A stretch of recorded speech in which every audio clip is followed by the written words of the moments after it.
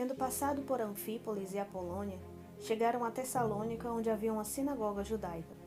Segundo seu costume, Paulo foi à sinagoga e por 3 sábados discutiu com eles com base nas Escrituras, explicando e provando que o Cristo deveria sofrer e ressuscitar dentre os mortos. E dizia: este Jesus que eles proclamam é o Cristo. Alguns dos judeus foram persuadidos e se uniram a Paulo e Silas, bem como muitos gregos tementes a Deus e não poucas mulheres de alta posição. Mas os judeus ficaram com inveja. Reuniram alguns homens perversos dentre os desocupados e com a multidão iniciaram um tumulto na cidade. Invadiram a casa de Jason em busca de Paulo e Silas a fim de trazê-los para o meio da multidão. Contudo, não os achando, arrastaram Jason e alguns outros irmãos para diante dos oficiais da cidade, gritando: esses homens que têm causado alvoroço por todo o mundo, agora chegaram aqui, e Jason os recebeu em sua casa. Todos eles estão agindo contra os decretos de César, dizendo que existe um outro rei chamado Jesus. Ouvindo isso, a multidão e os oficiais da cidade ficaram agitados. Então receberam de Jason e dos outros a fiança estipulada e o soltaram. Logo que anoiteceu, os irmãos enviaram Paulo e Silas para Bereia.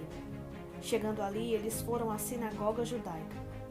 Os bereanos eram mais nobres do que os tessalonicenses, pois receberam a mensagem com grande interesse, examinando todos os dias as Escrituras, para ver se tudo era assim mesmo. E creram muitos dentre os judeus, bem como dentre os gregos, um bom número de mulheres de elevada posição e não poucos homens. Quando os judeus de Tessalônica ficaram sabendo que Paulo estava pregando a palavra de Deus em Bereia, dirigiram-se também para lá, agitando e alvoroçando as multidões. Imediatamente os irmãos enviaram Paulo para o litoral, mas Silas e Timóteo permaneceram em Bereia. Os homens que foram com Paulo o levaram até Atenas, partindo depois com instruções para que Silas e Timóteo se juntassem a ele, tão logo fosse possível.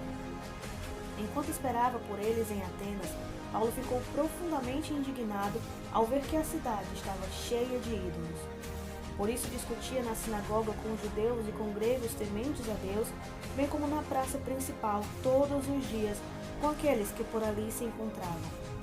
Alguns filósofos epicureus e estoicos começaram a discutir com ele. Alguns perguntavam: o que está tentando dizer esse tagarela?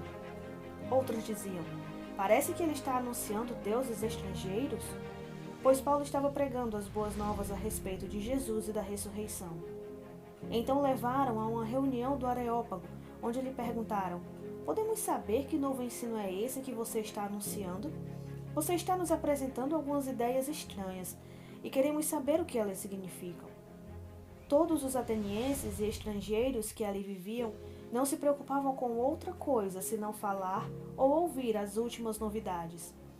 Então Paulo levantou-se na reunião do Areópago e disse: atenienses, eu vejo que em todos os aspectos vocês são muito religiosos, pois andando pela cidade observei cuidadosamente seus objetos de culto e encontrei até um altar com esta inscrição: ao Deus desconhecido. Ora, o que vocês adoram, apesar de não conhecerem, eu lhes anuncio. O Deus que fez o mundo e tudo o que nele há é Senhor dos céus e da terra, e não habita em santuários feitos por mãos humanas. Ele não é servido por mãos de homens como se necessitasse de algo, porque ele mesmo dá a todos a vida, o fôlego e as demais coisas. De um só, ele fez todos os povos, para que povoassem toda a terra, tendo determinado os tempos anteriormente estabelecidos e os lugares exatos em que deveriam habitar. Deus fez isso para que os homens o buscassem e, talvez tateando, pudessem encontrá-lo, embora não esteja longe de cada um de nós. Pois nele vivemos, nos movemos e existimos. Como disseram alguns dos poetas de vocês, também somos descendência dele. Assim, visto que somos descendência de Deus, não devemos pensar que a divindade é semelhante a uma escultura de ouro, prata ou pedra, feita pela arte e imaginação do homem. No passado, Deus não levou em conta essa ignorância, mas agora Ele ordena que todos, em todo lugar, se arrependam, pois Ele estabeleceu um dia em que há de julgar o mundo com justiça, por meio do homem que designou, e deu prova disso a todos, ressuscitando-o dentre os mortos.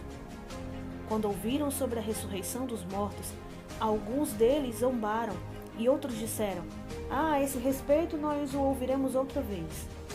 Com isso, Paulo retirou-se do meio deles. Alguns homens juntaram-se a ele e creram. Entre eles estava Dionísio, membro do Areópago, e também uma mulher chamada Dâmaris, e outros com eles.